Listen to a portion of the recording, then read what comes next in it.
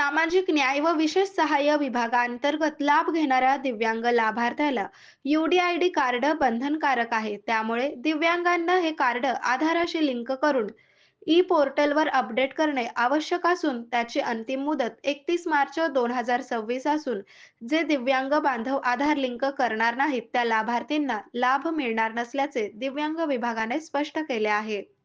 दरम्यान शासनाने आता सर्व दिव्यांग लाभार्थींना त्यांचे UDID कार्ड आधारशी लिंक करणे बंधनकारक केले आहे.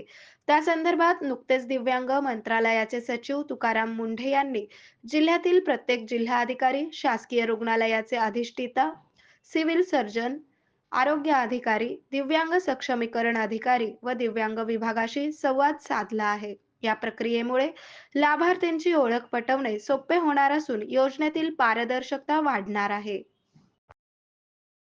आरोग्य म्हणजे केवळ औषध नाही, तर निसर्गाच्या योग्य उपचारांनी मिळणारी खरी आरामदायक अनुभूती. सोलापूरमध्ये निसर्गोपचाराचं विश्वासाचं नाव लिमये निसर्गोपचार केंद्र.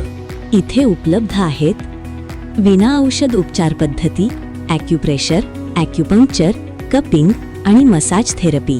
सर्व प्रकारच्या आजारांवर निसर्गाच्या माध्यमातून